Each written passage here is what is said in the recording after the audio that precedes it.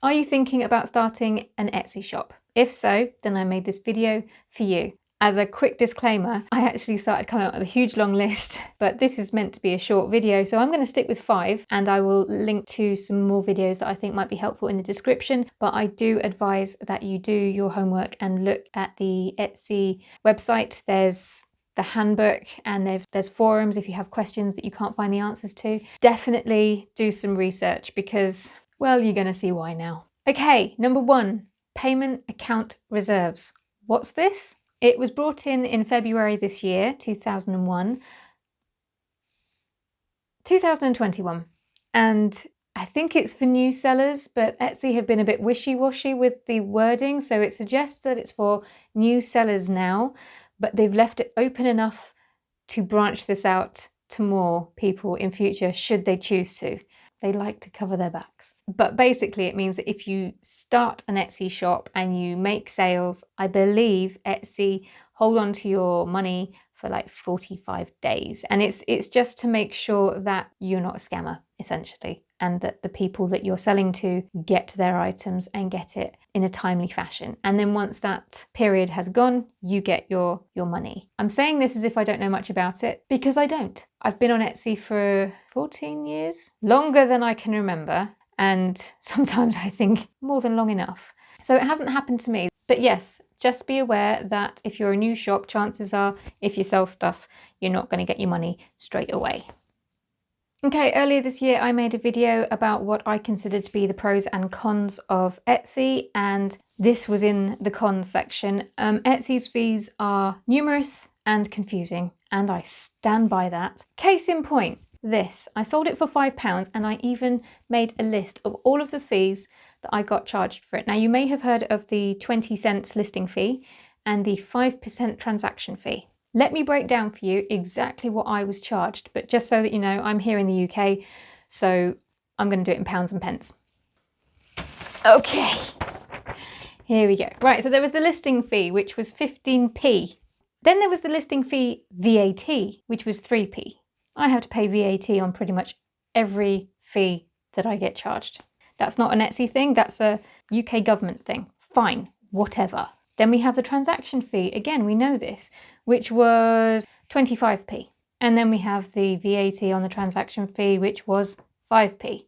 Then I had the sale fee, which was 40 pence. I believe that's because I use Etsy payments. And then there's the processing fee of that, which was 8 pence. And then there's the regulatory operating fee, which was 1 penny. But if you go into it thinking that you're going to have to pay 2 fees, for me, that was like, what, 1, 2, 3, 4, 5, 6, 7. 7 fees. 7 fees on that one listing. £5, I made £4 profit. That's pretty good going. I'm happy with that. It doesn't always work that way. Obviously, the higher you price an item, the higher your fees are going to be. Also, this links beautifully onto the third thing you should know. Etsy offsite ads. Now you might think, if you have heard of those, that you don't have to think about them yet because you are not over the threshold, which is $10,000? Yes, it's $10,000. However, Etsy automatically opt everybody into these. It's annoyed a lot of people, myself included. I have another video on this, and I will link that either at the end of this video or into the description somewhere. I'll link it somewhere. Okay, there are a lot of resellers on Etsy, a lot. And so when I say, because I've said in another video that Etsy is a saturated marketplace, it absolutely is. But the reason why it is harder than ever to be seen is because handmade sellers are going toe to toe against resellers. And this kind of links on to the next thing as well. There's also a lot of people breaching copyright. You're not allowed to do that. Etsy is also very, very clear about that. That is copyright infringement and it is not allowed. It's not Etsy's responsibility to take down all of the sellers that are infringing copyright. It is the copyright holder's responsibility to let Etsy know that one of their sellers is infringing copyright. And when they do, Etsy will take that listing down. This is where it gets a bit murky. There used to be a 3 strikes and you're out rule. I'm not sure that 3 strikes and you're out rule applies anymore.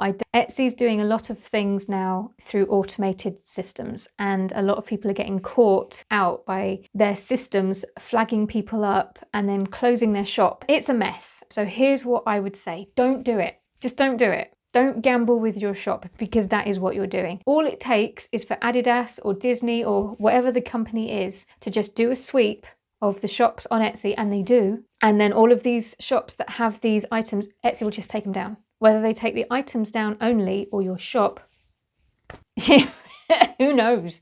Because if you do that, you might get shut down. That's all I'm saying. Now, I realise this video sounds pretty negative on Etsy, and it is to a point, because Etsy is a pickle. But I still believe it's one of the best places to start. They do have the traffic. They do have demand. People have heard of Etsy. So for the most part, they're happy to buy there. These resellers are really chipping away at that, but that's a video for another day. If you're just starting out and you just want to see what you're capable of, or if your items will even sell, it is a great place to start. I see Etsy as a tool. I do not see it as my business. And that's why I've saved this tip till last. Don't put all of your eggs in the Etsy basket. I've said it in previous videos and I'm going to keep on saying it. I say all of this not to put you off. If I was starting a shop right now, these are things that I would want to know. But by all means, watch some more videos, read some of the Etsy handbook, get into the forums, and just do your homework if you have more questions, or even just drop them in the comments and I'll see if I can help you. If I can't, if I don't have the answer, I will say so. Oh, and that's an extra top tip. Not any one person has all of the answers. Etsy is a mythical creature. Forget unicorns, there's the Etsy beast, and nobody really knows how it works. I'm not even sure Etsy knows how it works, to be brutally honest. Thanks for watching, and I'll see you next week. Maybe, if I haven't put you off completely. Bye.